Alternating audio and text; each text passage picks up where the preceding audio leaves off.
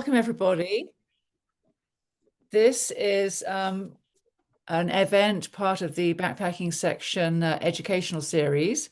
So I'm glad you're all joining us tonight. We will mute everyone's audio until the end in case you want to ask some questions at the end. But during the session, please post your questions in the chat room. Maggie, who's our events coordinator, will be managing the chat, and she may answer some questions. Otherwise, she'll wait for an appropriate moment and then ask Karl, our presenter, and pose the questions to him. So we are very pleased to welcome Karl Ford, who I think you're at CMC Denver tonight, Karl. That's your moniker. Hi. Lovely picture Right. of the Earth behind you. So we are very, very pleased to have you talking to us tonight. So Karl is a triple crown, which is an incredible achievement.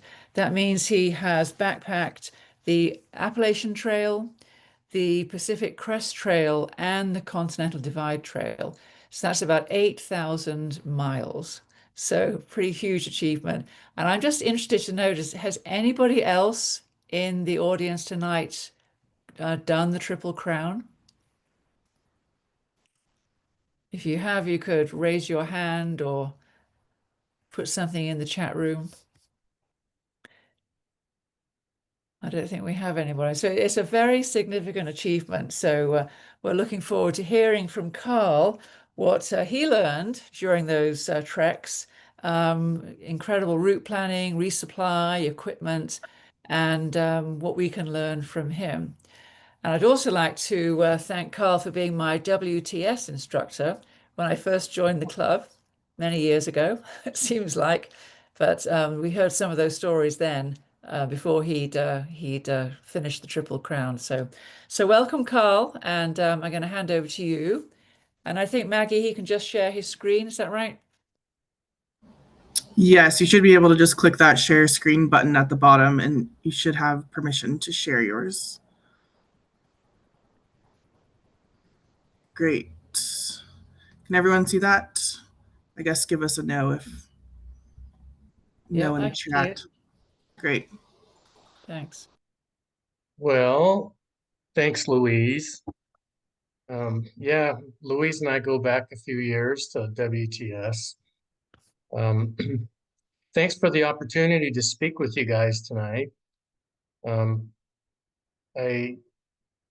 As a backpacker, I suppose I should be a member of BPX, but so far I've been too busy, it seems like, to actually join up or do backpacking trips with CMC. I am still teaching WTS, and let me just, she already kind of covered my experience, but I've been backpacking most of my life, ever since I was a kid. And I'm getting kind of up there now. You might be able to guess. Um, I I started in Boy Scouts and actually did a little backpacking younger than that with my family. And back then, the packs were so heavy. In fact, I first went to the Philmont Scout Ranch as like I was too young to actually do a trek. This is Boy Scouts in New Mexico, but I saw them actually packing for the Scouts were going out on trail then. This would have been about 1965 or so, 60, yeah, about then. And they were using wooden pack frames and canvas tied with a diamond hitch. That was the pack that they were teaching. And man, we've come a long way since then. Um, as I grew into a young man, college age and after, um, the things like the Kelty frame packs came out. I think I got rid of my Kelty pack finally that I had for like 40 years. It weighed 6 pounds empty. And now my pack weighs like 2 pounds. So I'm going to talk a little bit more. I'm going to talk about getting more out, which is kind of the lightweight backpacking part of it. And then I'm going to talk about giving back or giving more, which is kind of the environmentally friendly, eco-friendly aspect of it. It's kind of fun to talk about both of those together. Last summer, I was on the John Muir Trail with the intention to redo it from beginning to end. And I got sick. And I thought I might actually have high altitude pulmonary edema. And long story short, I did get off after about 50 miles, got off at Independence, rode the bus up to Mammoth Lakes, went to the hospital, and was checked out for that condition. And they said, no, you don't have it. And so I did get back on the trail there at Mammoth, did several more days, but I didn't finish it. I left a big gap in the middle. And so this summer, Ann and I and my wife, Ann is my wife, are going to get back on and we're going to finish that. And I'm hoping I won't have any more issues. I also am a writer. I have a book out called The Colorado Trail in Crisis. And the subtitle is A Naturalist Field Report on Climate Change in Our Mountain Ecosystems. And I'm not really here to talk about that book, but the book does talk about lightweight or ultralight backpacking. Has anybody been on the John Muir Trail? I guess I can't see your hands. If you haven't, and probably you haven't, most of you, maybe some of you, this is an example of the kind of scenery on the John Muir Trail. Basically, it goes from Yosemite to Mount Whitney, or vice versa, depending on which direction you're going. This is Banner Peak with 10,000 Island Lake, and it is just stupendously beautiful. I have pictures of it at different times of day, at sunrise and sunset, and it's just awesome. So many alpine lakes in the High Sierra there, hundreds, if not over 1,000. I mean, probably well over 1,000 throughout the Sierra, but just from this trail, you can see hundreds. So this is why I backpack. This is what does it for me, is not only the scenery, but there's a lot of solitude, even though the trail is fairly busy. You can get off trail and be away from everybody. And it's generally very quiet and just kind of refreshes the soul. I call it my nature fix. In fact, I like John Muir, along with many other conservation authors. I read a lot, but you're probably familiar with this quote from John Muir: "Climb the mountains and get their good tidings. Nature's peace will flow into you as sunshine flows into trees. The winds will blow their own freshness into you, and the storms their energy, while cares will drop away from you like the leaves of autumn." And especially in the fast-paced lives that we have today, with traffic and passwords and politics and paying bills and computers and internet, and oh my gosh, it's good to get away from some of that for a while. So when we start talking about packs, and I'm going to get into a little bit of detail here, there's actually some differences that people have proposed for lightweight backpacking and ultralight backpacking. So your base weight, if you're lightweight, is 20 pounds or less. And that's not including food or water. If you're ultralight, you can be 10 pounds or under. I mentioned earlier that my Kelty pack in the old days weighed 6 pounds empty. And the gear has progressed so far since then that it is possible to safely backpack with less than 10 pounds. I've done it a few times on some shorter trips in good weather in the summer. Right now, well, I'll talk more about what I'm carrying on the John Muir Trail this summer. But I think as a suggestion, and probably a lot of you guys are experienced backpackers and may have your own opinions, But if your pack is less than 15% of your body weight, you'll barely notice it. And I weigh 150 pounds, and my pack, my base weight for this summer is going to be under 15 pounds. So I'm really only about 10%. But we have a long food carry and a bear canister, which is going to add weight, and certainly water. So, there's that. I found as I'm older that I need every advantage I can get. When I've hiked these long trails, generally, there are a lot of retired people out there and a lot of young people, and not many people in middle age. And there's good reasons for that, which you can probably guess. And I was pretty fit and had a light pack, and I found myself hiking with some young folks. And and I'm not going to try to brag here, but we were doing 20 to 25 miles a day. And like I said, I need every advantage I can get. And it's like day after day. And young people can recover more quickly. And I sure noticed that. I would try to get out early in the morning. I would hike with like a few friends I met on the trail. And I would start early. We would kind of talk about the night before, about what our goal for tomorrow would be, where we would camp, and so forth. And I would start out earlier by myself. And then long about 9 or 10 o'clock, they'd blow by me. And then we meet up for lunch. Then they take off. Actually, I take off earlier from lunch.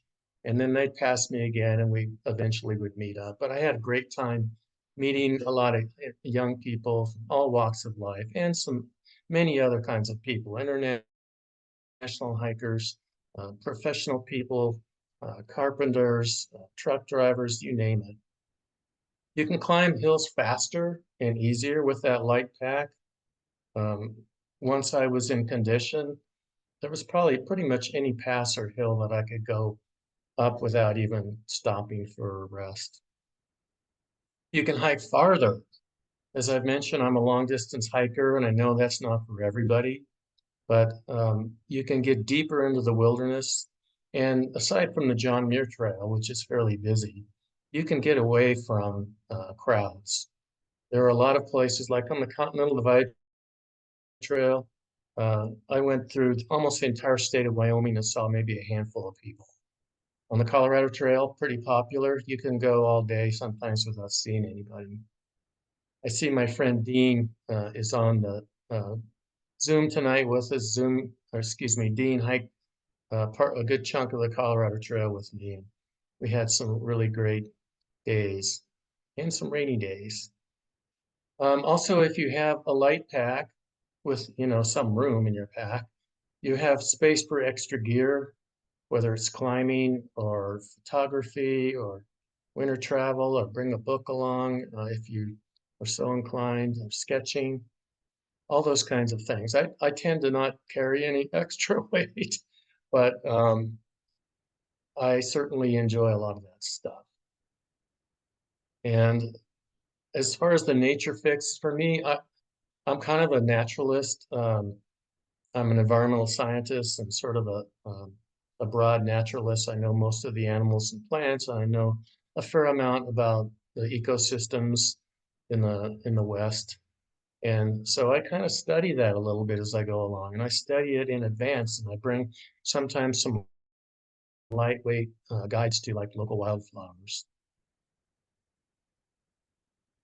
Just another shot from the JMT last year. So we want to go light, but we don't want to compromise our safety. I always get an annual physical before I go, and I work on getting fit.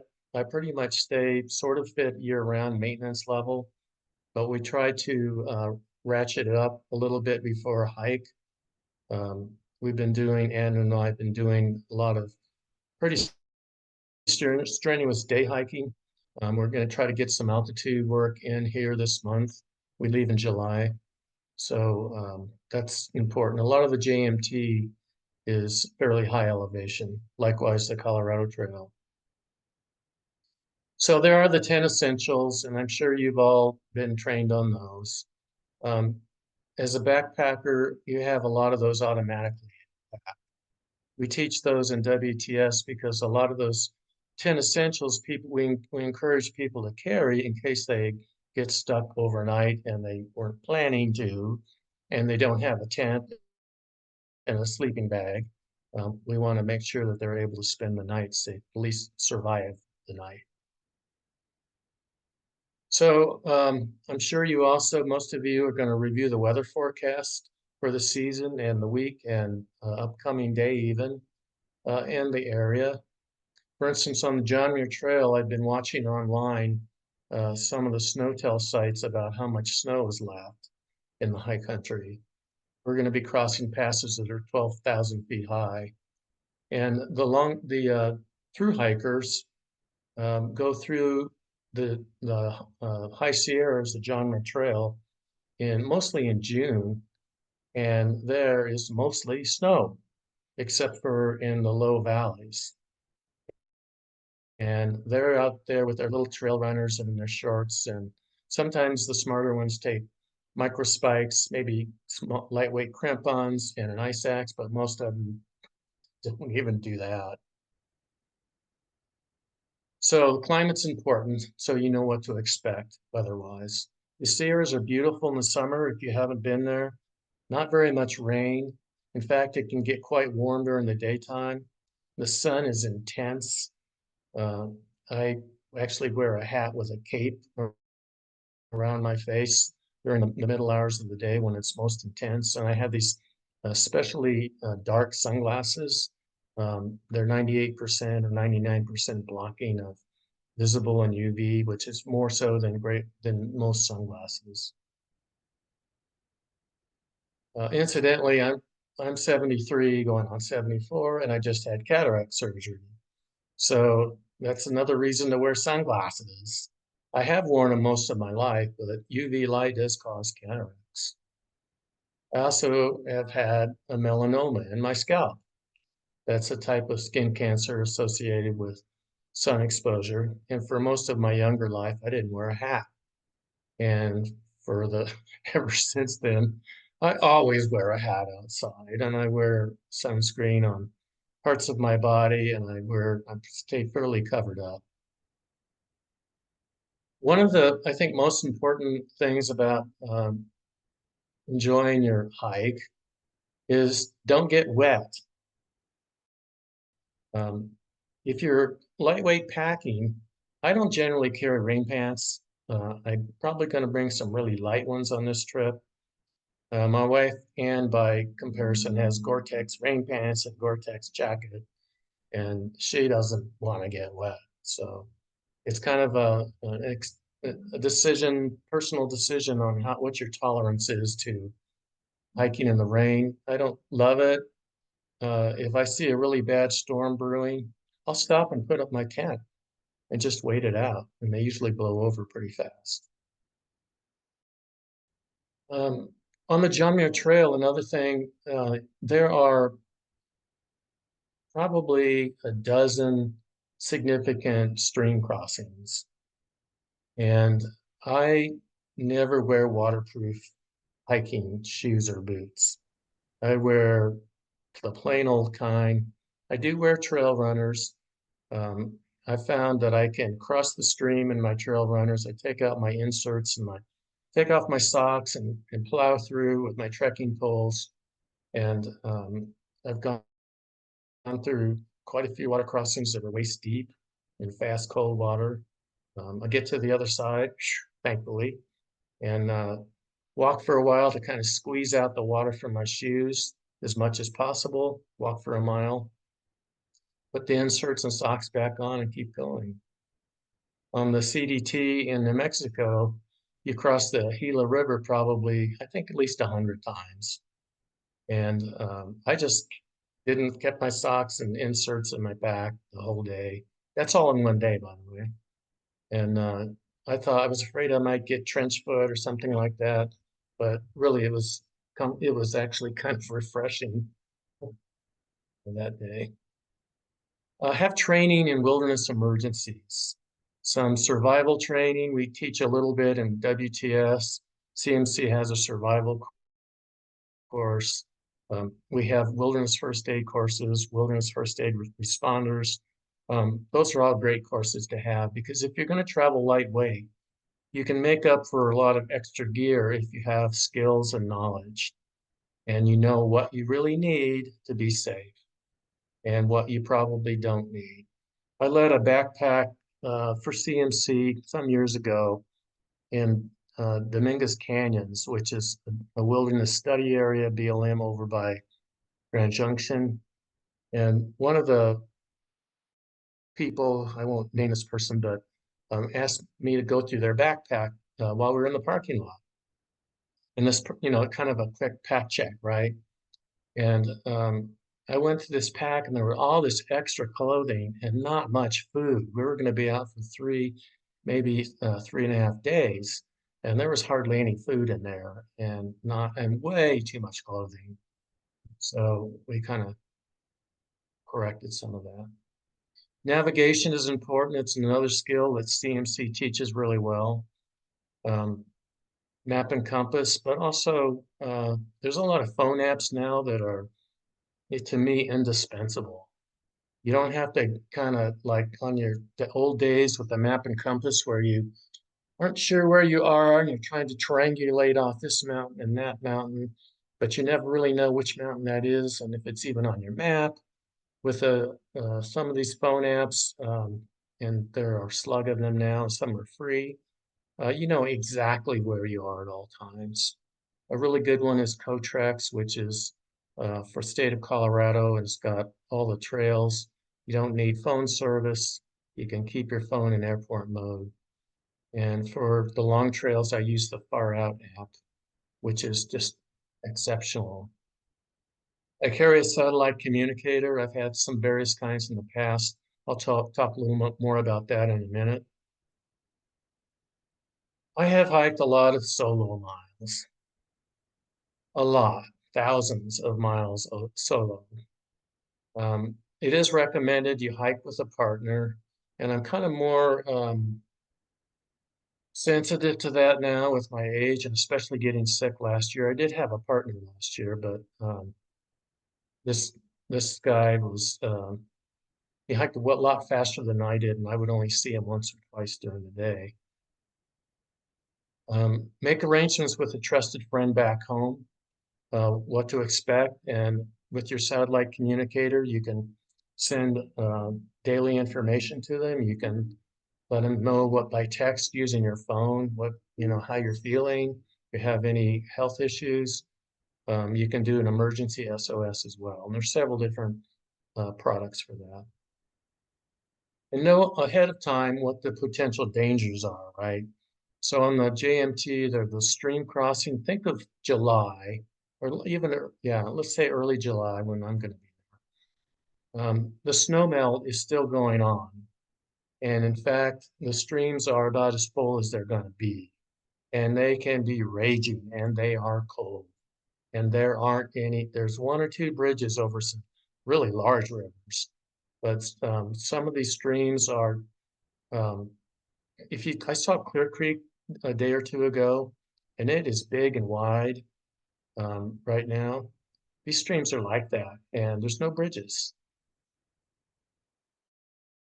Wildfire has been and is a growing problem, not only for longer trails, but even for shorter trails.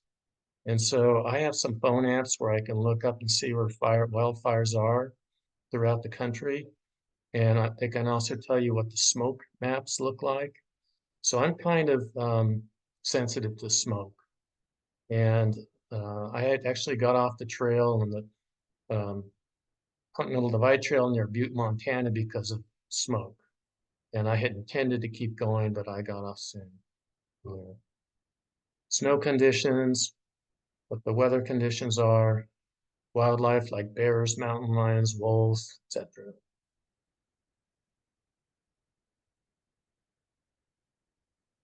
Okay, so next slide is, I know probably most of you aren't interested in long distance hiking, so I'll kind of quickly go through this. But there's lessons I've learned from long distance hiking that you might still benefit from. Not for everybody, but it can be an adventure of a lifetime. I didn't start out planning to do the Triple Crown. It just kind of grew on me, and I could talk for many minutes about that, but it becomes addictive, and the people that you meet are just so great people. It's just something I really enjoy doing, and I'm going to do it as long as I can. So most long distance hikers are light, even ultra lightweight in their gear. And that's because they're going a long ways and they are covering a lot of miles per day. And that may not apply to you, but that's where the real lessons can be learned. Of course, there's a lot of planning involved on your route, wherever you go. You may need permits.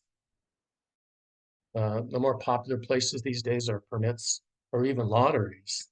We try to get the John Muir Trail to start at the official terminus at either the Yosemite Valley or summit of Mount Whitney.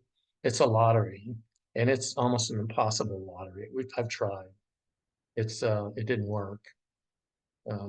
So what we did last year is we started at the south end. We actually started 20 miles south of where we could connect with the John Muir Trail. So that's what you have to do. And if I won't talk about training, I do have some strong feelings about training for long distance hiking. It's a little different than if you're an occasional backpacker. A lot of the people I met and myself got injuries from what's the word I want? Basically overstressing your lower legs. Shin splints, plantar fasciitis, stress fractures, muscle strains and sprains, and the list kind of goes on. And I think I've had them all. But the trick there, if you're going to get into this long distance thing, is to start with lower mileages and gradually build. Resupply on long distance hikes it takes a lot of planning.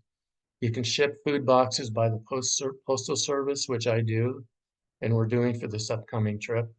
And you can pick up your food box. Sometimes you can get to town and you can shop in town. Sometimes these towns are so small, all they have is like a convenience store and a gas station. I mentioned this Far Out phone app, which is pretty amazing. I don't have time really to go into that today, and you may not be that interested in it. CMC does teach a lot of the skills, though, that you need between WTS and the backpacking school. So look at the big four. If you want to be a lightweight packer, look for a tent between 1 and 3 pounds. If you're going to be by yourself in your tent, it's pretty easy to find a tent if you want. You don't have to. It costs more, I'll say, but it's possible to find a really good lightweight tent for just over a pound. And that includes having a bathtub floor and mosquito nettings and side entries on both sides. So, you can get a great tent, but they're expensive. Z-Packs is one I like. Hyperlight's another one. For this trip, to give us a little more room, I bought a big Agnes. They call it an ultralight tent, but it's still going on 3 pounds. Same with sleeping bags. You can get really expensive 900 power down bags for about a pound, up to about 3 pounds. And this is for summer trip, of course, 30-degree bag kind of thing. My bag is a Western mountaineering. It's about 19 ounces. Sleeping pads, important. Some people I've met can get by on the minimal one that only goes from their knees to their shoulders. I've got a Thermarest one that's about a pound. It's like 6 feet long, which is taller than I am, but oh well, it's pretty comfortable. I'll show you my pack. I have a Gossamer Gear pack. It weighs just over 2 pounds. Most of this kind of gear, if you want to go on the lighter end, you have to go to some of these boutique stores online, like I mentioned, Hyperlight and Z-Packs and others. I'll show you I think I have a picture of my Z-Packs tent. The brick and mortar stores are going to generally sell the heavier gear. This is my Z-Packs duplex. You can get 2 people in here, but it's pretty cozy for 2 people. But love this tent, and it's probably done 2,000 to 3,000 miles with me. Okay, so here's my equipment list, and I weigh everything. After I stop the PowerPoint, I'll go back to my view of me, and I'm going to show you a couple pieces of this equipment. So this is my Gossamer Gear pack, 32 ounces. The 3-person tent we bought is 41 ounces, so that's less than 3 pounds. My bag's 19 ounces, sleeping pad 16. I carry a microlight jacket. It's a Patagonia product. It's synthetic. It's pretty warm. It's very warm for its weight. You can take down if you want, but if you're in wet conditions, you might wish you had synthetic. I always carry my phone and cord and charger. On these longer hikes, I'm going to get to town every few days, like maybe 5 days. Or in the case of my John Muir Trail hike, we're going to be on one segment for 8 days. So I carry a backup phone charger battery, which is down here.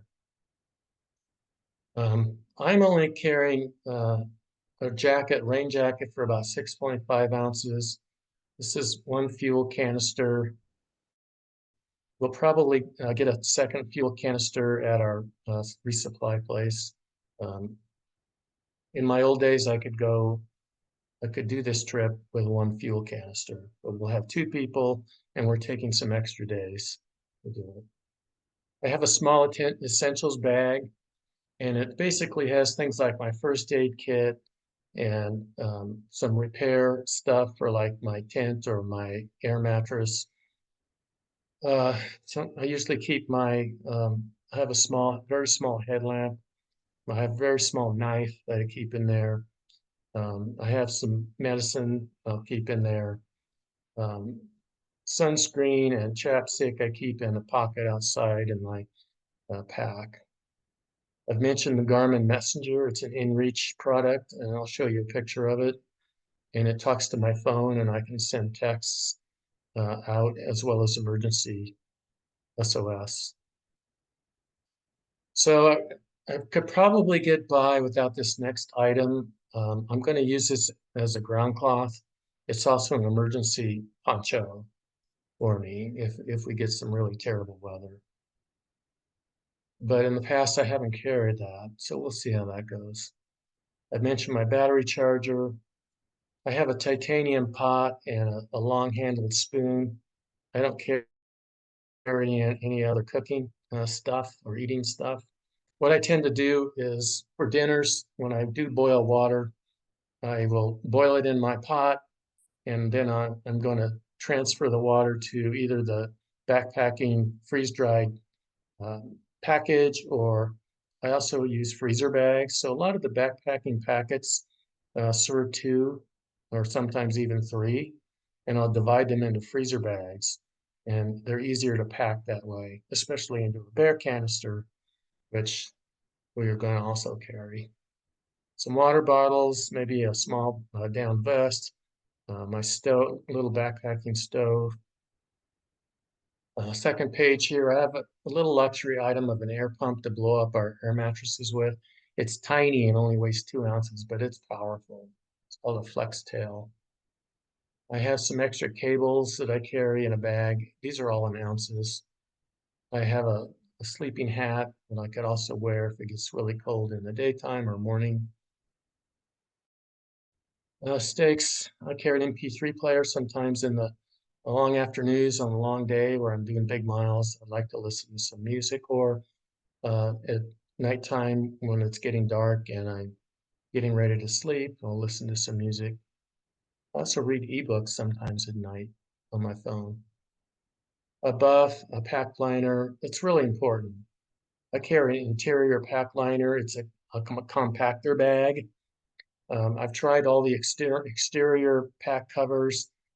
They all are inadequate, in my opinion. They can help if you also have an interior pack liner, but they tend to, what I've noticed is the water will come down your back and accumulate in the bottom of this pack cover, and might even be actually in contact with your pack, so that's not good. Head net for mosquitoes, 1 pair of extra socks, carry a little Ziploc with my wallet. I'll be carrying a permit probably in a Ziploc. We may or may not take maps. I have all of this on my phone app. Sleeping bag, stuff bag, tiny towel. We're getting into really light stuff here. Oops. I have an inflatable pillow that weighs 1/10 of an ounce. Pretty cool. They use them in hospitals. They'll put a pillow cover over it, but then they'll throw them away when the patient leaves. And great for backpacking. Throw bag if you're going to be hanging a bear bag. So this comes out to around 14.5 pounds. Let's see, I didn't put the bear canister in here, but I'm still in 14.5 pounds. So here's my stuff. And starting up here, you'll need some kind of water bottles. I don't like those big, hard-sided water bottles that are popular with younger people. They're heavy. I like these small ones, or sometimes I'll just use ones that I get from a grocery store, like a Smart water bottle. They're really good.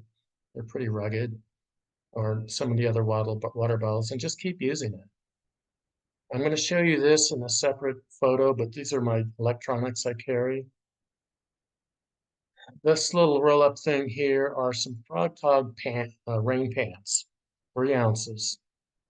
My wife's in another room, so she's not listening, I hope, but her rain pants probably weigh 12 ounces. This is the ground cloth. It's a Gossamer Gear Polycro. We'll be using it under our tent. This is a Big Agnes ultralight. Forget the name of the tent. It's also with an S. Maybe I'll think of it.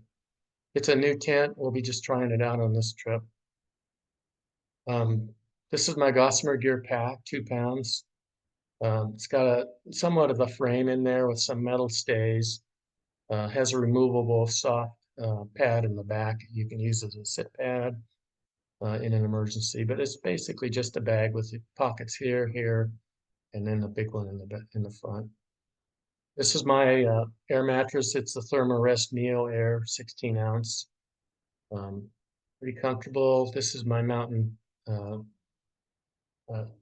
Western Mountaineering sleeping bag. It's now about 15 years old, but that's what I still use. I have another one that's a little heavier. This is my little fleece hat I wear for sleeping. It's big enough I can pull it over my eyes, make it nice and dark. Here I have a buff, an extra pair of socks, and some other stuff. Not sure what else that is. I did this like a month ago. So this is my microlight. It's a Patagonia synthetic fill jacket, only 8.5 ounces, really warm for its weight. This is I keep my sanitizer and my toilet paper and my trowel in a Ziploc. So that's my little hygiene bag. This is my throw bag if I need to hang a bear bag. Inside that's a carabiner on rope, and it really helps with getting the bear bag up. And this is a head net. This is my titanium pot with my spork. And this is my fuel. This is my 2.5 ounce stove I keep a Bic lighter in there. I also keep a spare Bic lighter, usually in one of these pockets here. This is a small essentials bag I mentioned that has mostly my first aid and other small items. And this is the bear can. This is the bear vault. They call it their 500. I don't know why they call it a 500. It holds 700 cubic inches. So anyway, it's kind of a monstrosity. If you haven't seen one before, I'll show you one at the end of this. This is my equipment, electronic stuff. This is the Garmin InReach Messenger, fairly new. I used it last year on the trail, and I sent Ann notes each night, and she can see where I'm located, and hey, I'm doing good, everything's fine, or hey, I'm not feeling so good, which I had a few of those messages. This is my backup battery. I like this one because it has a lightning plug on it that I can plug right into my iPhone. I have an older iPhone, so that's what I use. This is that Flex Seal air pump, and this whole part of it up here is an adapter, that rubber little thing that fits onto my air mattress. And let's see, these are some extra charging and connection cords. This is my electronic, their little e-light, emergency light. That's all I carry. It weighs under an ounce. I have to carry my adapter and my phone charger with me because I do charge when I'm in town. And this is my MP3 player. Hey, Karl, we have one question from the group. Do you carry a water filter? Negative. So I didn't mention that, and I'm glad you brought it up. So I'm going to show you a picture of it. I don't know if you can see this. Maybe you can. Can you see me? No, we still see your screen. Do you see my face? No. Oh, okay. We'll wait till the end. Okay. It's a small dropper bottle, and I use bleach. It's way cheaper, and it's way lighter, and pretty much faster than anything else. Arguably, you could use a Sawyer filter and pump through that would be faster because you don't have to wait. And I've carried Sawyer filters. I have several of them, but they're heavy and it's kind of inconvenient to use. You have to back flush them when they get dirty, and I can drop 2 drops into my liter water bottle and keep going. Takes me almost no time. Okay, so now I'd like to talk about giving back. We talked about getting more out by lightening your load and how you might enjoy the wilderness. But I think this is just as important to me. And I'm talking about defending and protecting our environment and our public lands. So everybody in CMC is pretty familiar with the leave no trace principles. I'm not going to read these. They're all important. I have a lot of stories from being on the long trails and other trails about violations of these that I've seen. I'm sure you have too. I'll give you a couple quick examples. So on the Appalachian Trail follows the high ridge of the Appalachians, and consequently there aren't many streams, hardly any streams, and hardly any lakes, until you get up into Maine, a few in New Hampshire. And so they have springs that are your water supply, and they're usually associated with these shelters. And so we're up in, I think it was one of the northern mid-Atlantic states, maybe Pennsylvania. I'm not sure which state it was. So this shelter in this tiny little spring, I swear to God, it was about 18 inches by 14 inches in size with water in it. And it had to supply everybody who was camping in the vicinity of the shelter. You don't have to stay in the shelter. You can pitch your tent. A lot of people do both or do one or the other. So there's both is common. But anyway, that was our only water source. So we get over there and it had been a hot day, and it had been, high 90 plus degrees and 90+% humidity.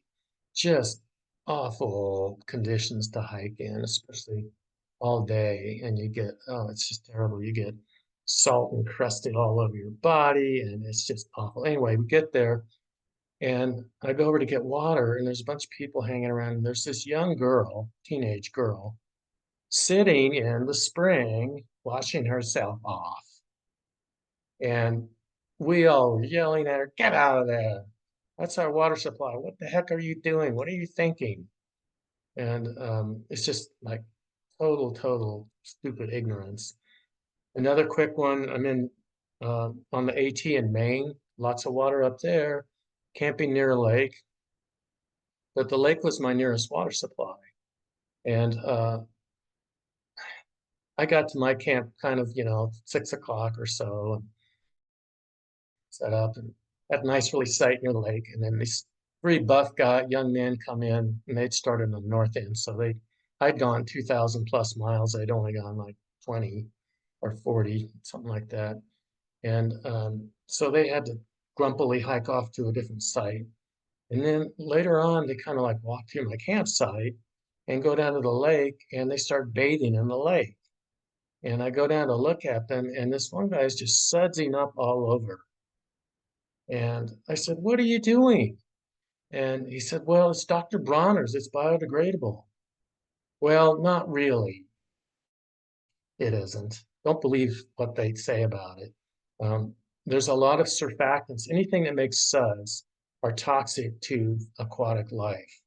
The surfactants are. And besides that, I don't want to drink your dirty, sudsy water. And, these guys were like big and buff and young, the three of them, so I couldn't really get them out of there. Another example. Besides the leave no trace principles, I wrote an article somewhere, I can't remember where, but I've added some additional leave no trace ones. So there's this, I used to be a toxicologist, and maybe you've heard about PFAS, polyfluorinated alkyl substances.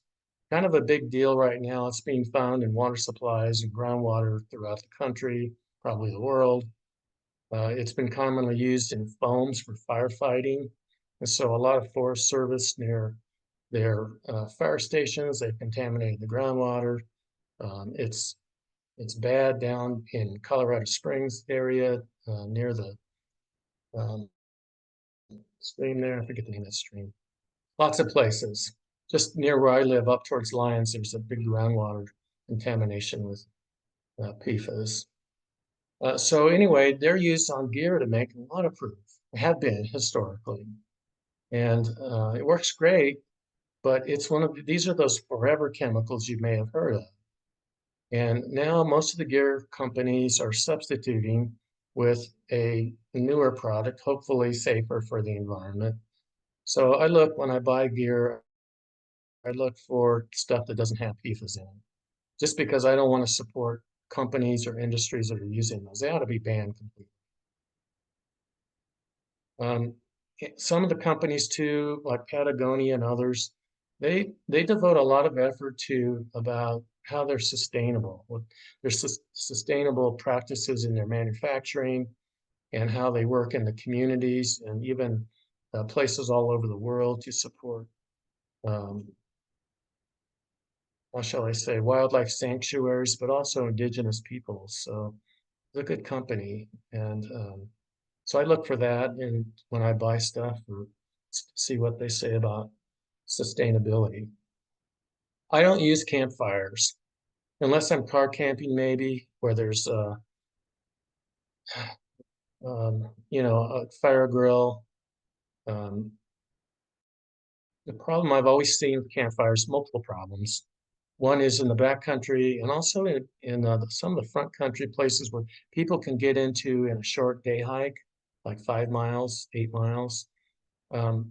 These campfires rings, there's no metal ring, it's just a pile of rocks full of trash. Have you seen that? I bet you've seen it. All sorts of burned wrappers with foil and tin cans and unburned trash, and it's just disgusting. And so I don't like it for that reason. Also, I told you I don't like smoke. I kind of have liked campfires in the past when I'm car camping, but because I don't tolerate the smoke so well, and I don't like to go to bed and hike for 8 days wearing smoky clothing, honestly. So those are other reasons. But the biggest reason is wildfire. So most of our wildfires in our, I'll use the term wilderness, just kind of generally, not true wilderness areas, but backcountry wilderness areas, wildlands. Most of them are human started. Yeah, there's a lot of lightning ones as well. But I have seen, and you probably have too, you come into places like this where people have camped, and there's a campfire. It's probably not actively burning, but it's still smoking. And the wind comes up and fans it a little bit, it can start sending out sparks. And there's no excuse for that to happen. Don't be that person. When I teach in WTS, I try to emphasize that, and we actually practice putting the fires out. We do teach fire building, and we teach fire extinguishing. Also, as you probably know, a lot of areas have fire bans or restrictions, and that's another reason. On the John Muir Trail, they don't allow campfires above 10,000 feet because there's not a lot of wood, and it's a fragile environment, and they just don't allow it. So I discourage campfires. Oh, and when I wrote my book about the Colorado Trail, I included, and I had it reviewed by the chairman of the board of the Colorado Trail Foundation. And he's a good guy. I've known him for some time. And anyway, one of the recommendations I made was, no, let's discourage campfires on the Colorado Trail. And I made some other suggestions too. Support your environmental groups who actively protect public lands, maintain trails, or do restoration work. And I have a list of some coming up here real quick. If you're able to, go out and do at least one volunteer activity a year, restoration or trail maintenance or something like that. It's usually hard, dirty work, but it's kind of rewarding. My friend Dean, who is on or was on earlier, does a lot of that work for the Colorado Trail Foundation. And you can sign up and go out for 3 days or 5 days, and they feed you and provide all the tools and teach you how to use them. So it's a really good thing to do. And this is kind of me personally, this is my kind of sort of passion is climate and climate change. And I'm trying to limit my carbon footprint. So in my travels to and from these trails, I have been, and I try to use public transportation, preferably not air traffic. But I am doing some air traffic this year. Anne's going with me. We need to save some time. We're not going. I took the train last year. We're going to save some time and fly, but I bought carbon credits, which you can get online, and it supposedly will replace your carbon emissions from your trip. And oftentimes it involves tree planting and stuff like that. And in your personal life. So I've been on this kick to electrify my home and my car. And I'm most of the way there. I put in a heat pump this year. I have an electric car. We put in an electric stove with induction cooktop. Only thing I have left is a hot water heater, which when I can afford it, I'll probably replace that. It's working perfectly well. In fact, it's relatively new. But yeah, trying to reduce my carbon footprint and learn more about the climate crisis. And speaking of that, here are some opportunities. I do climate education hikes. I've got one coming up near Boulder in Long Canyon. And basically we stop and talk about some of the issues on how climate change is affecting our wildlands, both with wildfire and beetles and drought, and what some of the effects are on our plants and animals, but especially our forests. This one coming up on the 14th, I'm going to have Tom Veblen, who's a distinguished professor emeritus from CU, and he is a national expert on fire ecology. This climate education hike on June 22nd or 21st is with Wild Connections, and it's going to be on Indian Creek near Sedalia. If you're interested in either of those, just send me an email and I can get you on. I'm doing a podcast for the Trek. Um, it's about my book, The Colorado Trail in Crisis. We're going to be taping that soon. I'm not sure how soon it'll be up and live. I did in the same organization. I have an article in there about the future of the Sierra, John Muir's Range of Light, and I think it's kind of a good article. It's about climate change and about John Muir, and um, I think it would be. I'd recommend you take a look. You just go Google the Trek and you come up with some of this stuff. I have a little website. It's pretty rinky dinky by today's standards, wildnatureclimatecrisis.com. But if you're interested in these hikes, drop me an email. So back to public lands. I do talk about a short history of public lands in my book, but this is a really good book if you want to have an exhaustive um, treatment of our public lands, how they all came about, and all of the politics, making of the sausage, and how we got our wilderness areas, and not to mention our national forests, and how BLM came to be, and so forth. So it's a really good book. It's pretty thick. It's like a textbook. I read it and I was impressed because I worked for BLM for 20 years. I know a lot about public lands, and I learned a lot more there. So you may have noticed in your lifetimes and recently that our public lands are under attack, and constant vigilance is needed to protect them. The administration is cutting funding and staffing to land management agencies, even firefighters. They did reinstate a lot of them, but whether or not they're going to get adequately trained to be on the ground. We already have major wildfires burning in Canada. I don't know if you saw the story on the news tonight, but Chicago and Detroit had among the top 5 worst air quality in the world today from smoke. Maybe you remember 2020, if you all live in the Denver area, all the smoke we had for weeks. Ann and I got an air cleaner for inside the house. Or anticipating future smoky days. On BLM lands, it's like oil and gas development. Go, go, go, drill, baby, drill, issue those permits.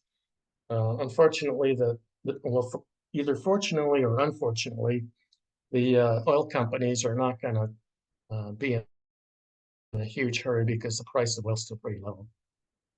Off-road vehicles are a growing problem on public lands. You've probably seen that. The Forest Service and the BLM have designated areas for off-road vehicles, which get trashed. I mean, just completely eroded away. And then they're not allowed in other places, but they often go other places where they're not supposed to be. We saw dirt bikes on the Colorado Trail, and I've seen them on the Continental Divide Trail. This is a thing a lot of people don't know much about. The CNC conservation section used to get you pretty involved with forest plans and resource management plans. Wild Connections is especially involved with, well, let me back up. Forest plans are U.S. Forest Service, and it's supposed to guide their planning for the next 20 years.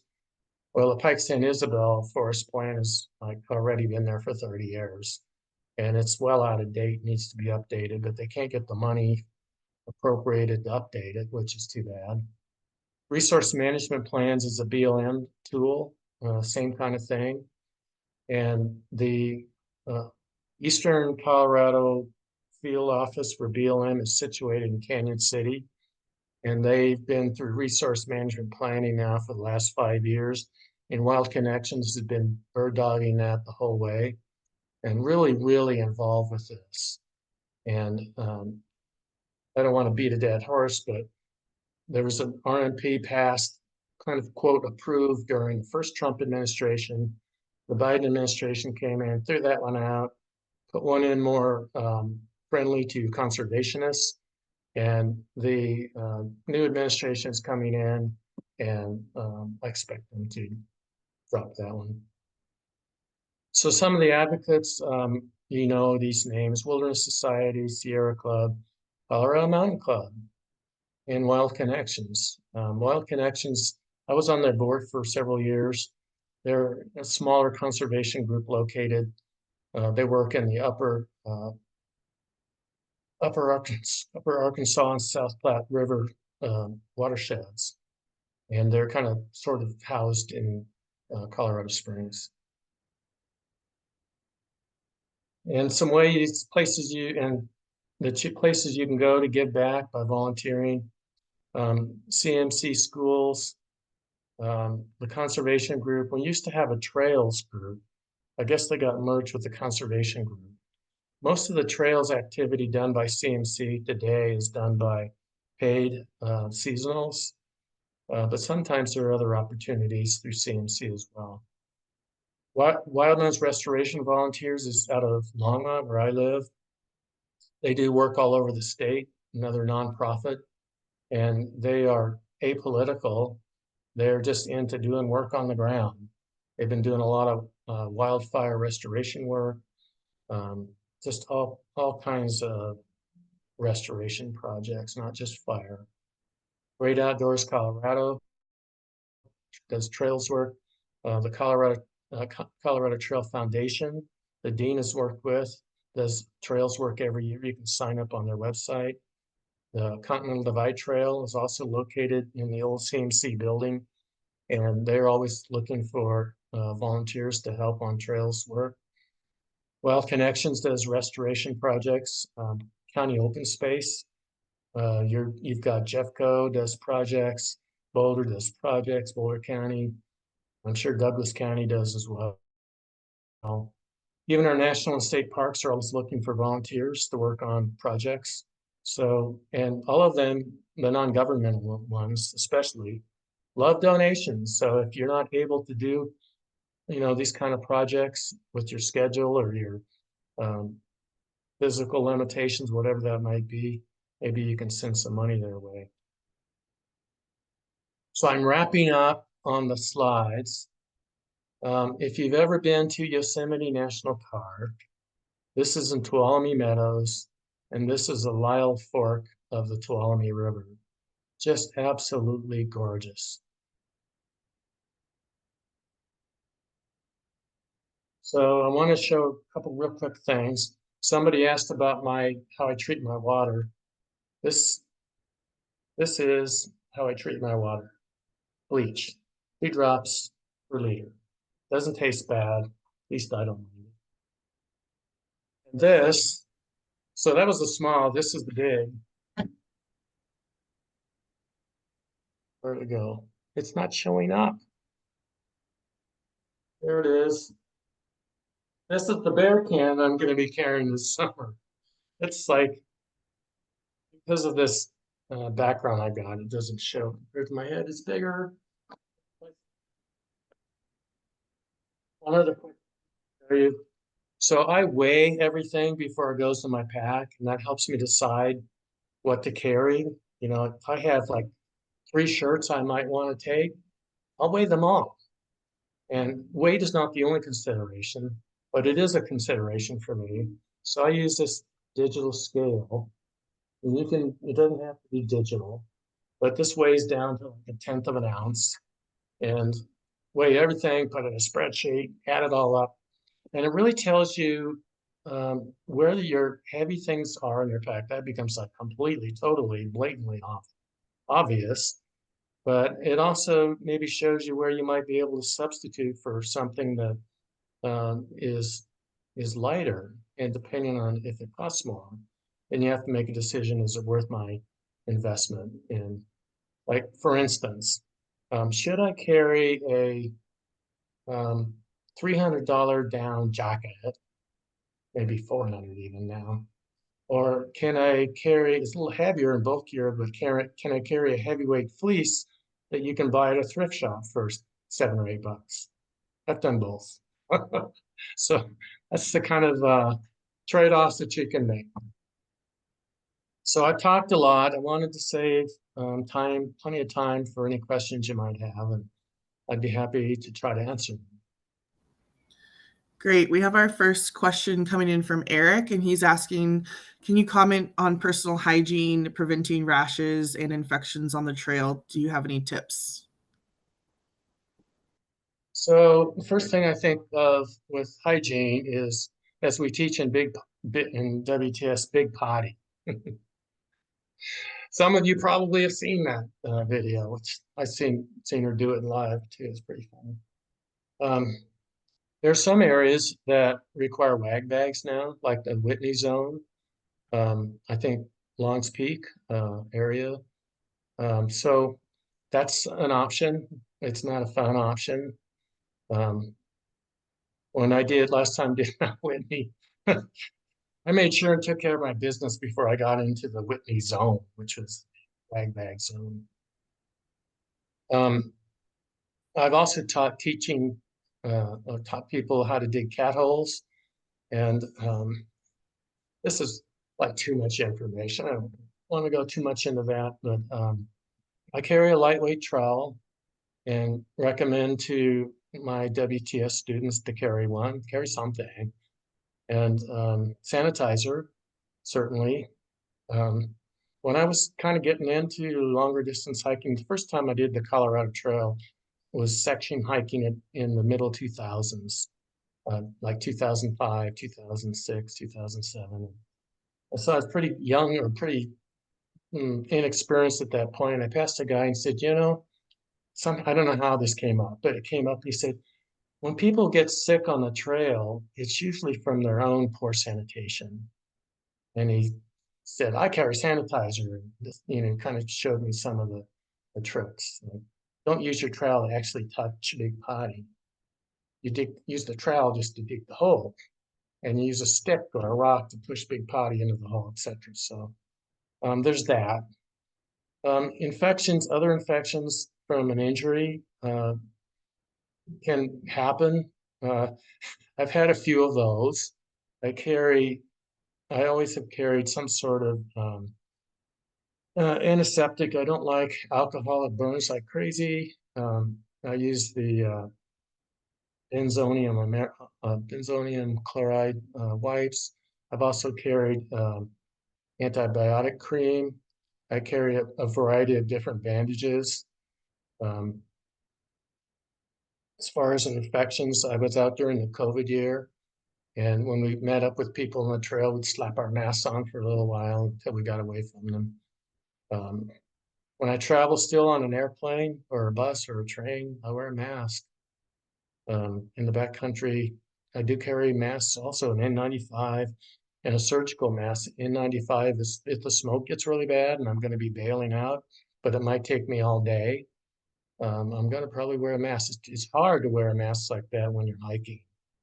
You probably have tried it. Going uphill, you just can't get enough air. I'm sure I didn't answer all of his questions regarding infections. So if he had more follow-up questions, I'm happy to try.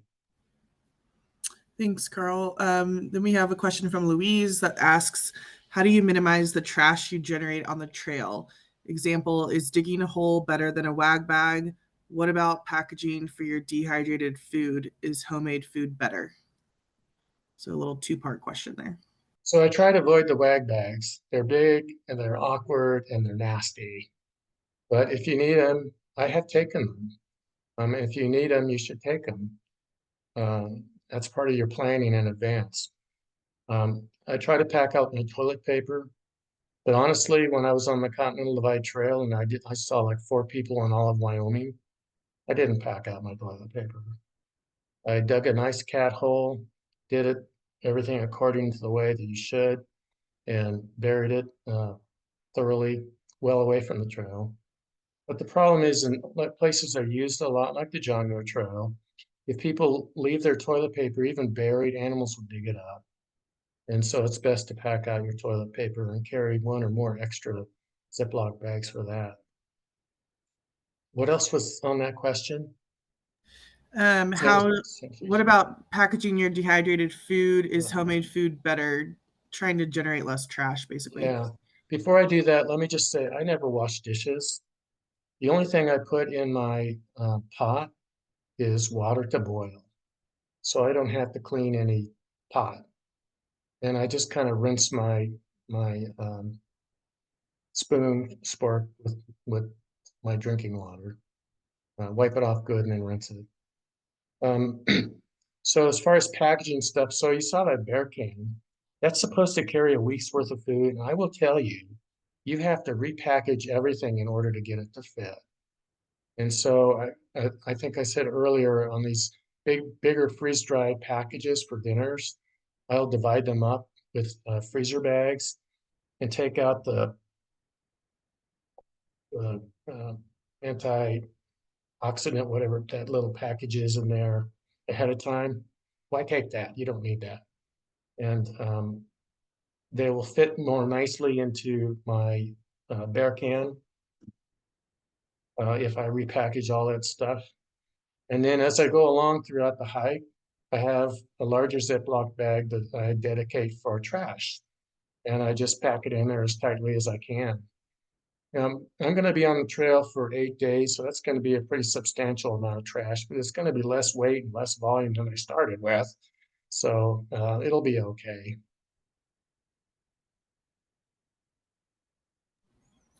Thank you. Anybody else have any other questions? Please pop them in the chat.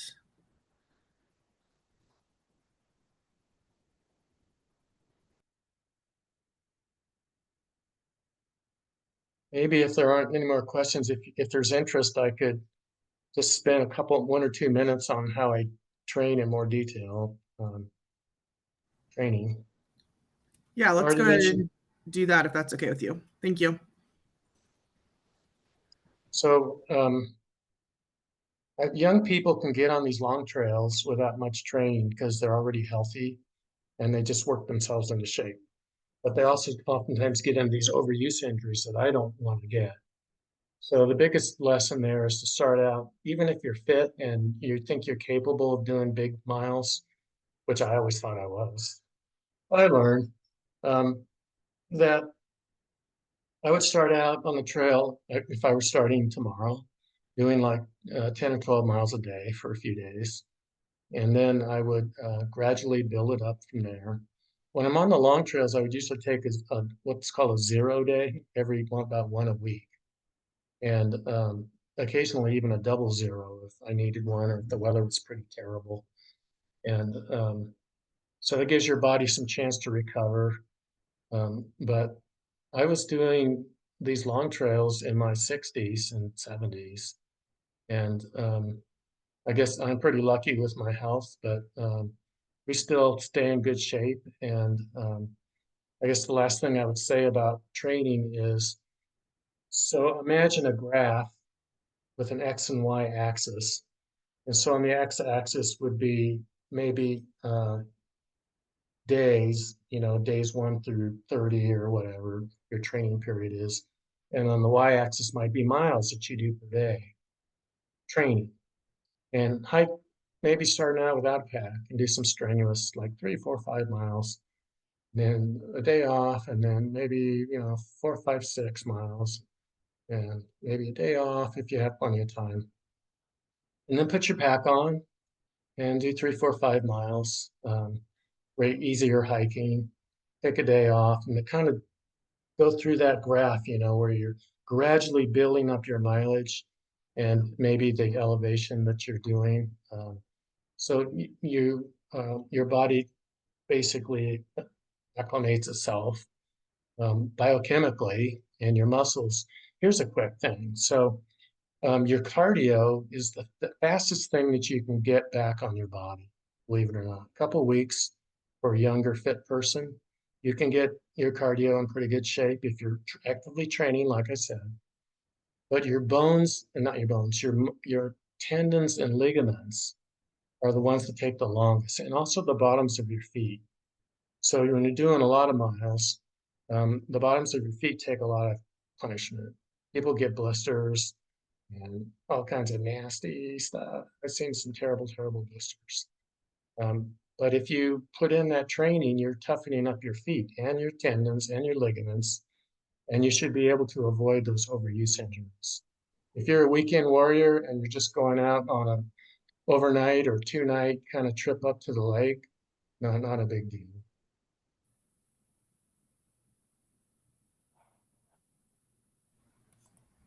Great, thank you. We have a question from Eric that asks, where do you train? I'm assuming, meaning if do you go to a gym, do you have a trainer, or do you just hike outside or somewhere specific? So we do all of our training outside in the foothills and higher elevations when we can. So we've been training in the foothills for the last 6 weeks.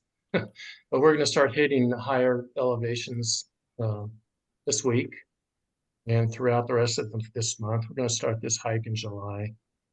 Last year on my hike, I went over Forester Pass, which is 13.2. It's not like the 14, but remember you have a full pack. And Garrett Pettingale, who probably some of you know, I know you know him. He just zoomed along up there, and he's like way fitter than I was. But he trains with a 45-pound vest loaded with weights. And quick story about Garrett, since a lot of you know him. So getting ready to do Forester Pass, we were camped at about probably 11,000 feet. Beautiful campsite. I like to get up and leave early. He was still backing up when I left. So I go up the trail a couple miles, enjoying the early morning and the light on the mountains, the alpenglow, and just totally quiet and peaceful. And so here comes Garrett jogging up the trail, now at about 12,000 feet. And I said, you caught up with me. I said, why are you running? And he says, because I want to. So that's Garrett. Carl, I think one thing to add there to the training is train in the boots that you're going to wear. And the reason I say that, I made a big mistake last month. I walked the West Highland Way, 100 miles in Scotland, not close to what you did, but I was going to take my regular hiking boots, and I read someone was saying, oh, you can do this in trail runners. So I thought that'll be easier to travel with rather than my heavy hiking boots. Well, what a mistake. It was really, really rocky underfoot. And talking about burning feet, my feet were burning every single night, which What they kind of wouldn't shoes were be.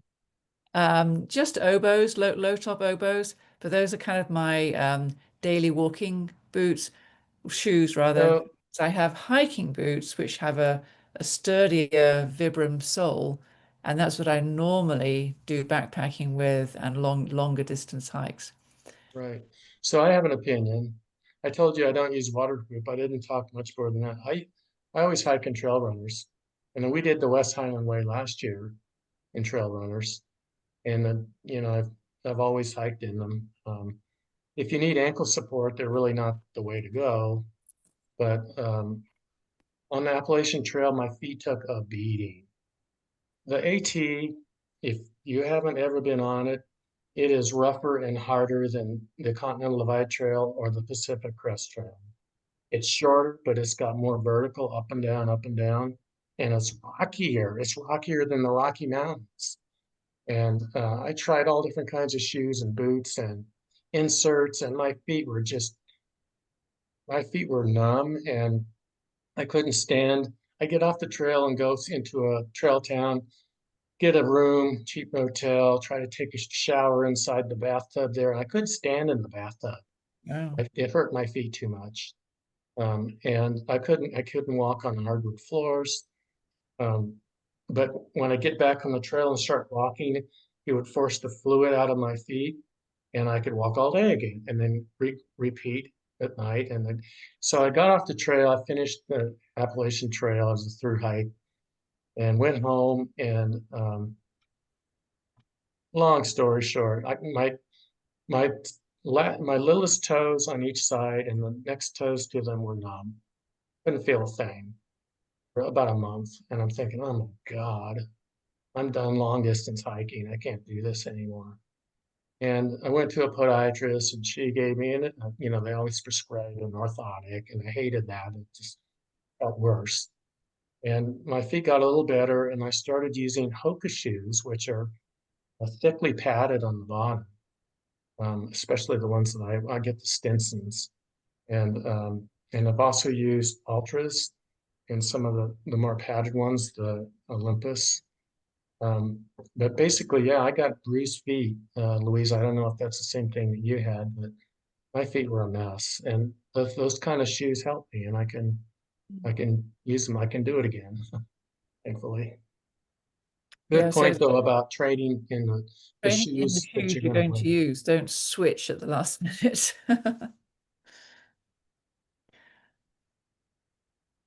Well, if that's any more questions in the chat, Maggie? Trekking poles too. I'm a huge fan of trekking poles. I grew up in much of my early hiking 14ers, and even the first Colorado Trail trip I took, I didn't use trekking poles. They weren't a thing when I was younger. Right. People didn't use them. Maybe in Europe they did, but not here. And now all long distance hikers use them, virtually 98% of them. It really does help your knees, and it helps you up as well as down and keeps you from falling a lot. Well, I've gone on a long time. So um, thanks for having me. And hopefully there's a few ideas here you can use. Yeah, thank you very much, Carl. It's very, very informative. And as Dean posted in the chat, we do have several hikes by the conservation group. There's a lot of them on Sundays for those of you who are worker bees, a lot up on Guanella Pass, and I think Dean has posted some as well. And also volunteers for Outdoor Colorado. A lot of CMCers volunteer for them as well, doing trail building. So it's a great idea to volunteer even just once a year. So thanks for that suggestion. So thank you very much, Carl. Hopefully we'll see you at some backpacking section events. Okay, and if you have any questions, you've got, I think, my email. If you didn't get it, it's earthboard@aol.com, and I'm happy to respond to anybody. So, Thank you very much. We'll send that around to everybody as well.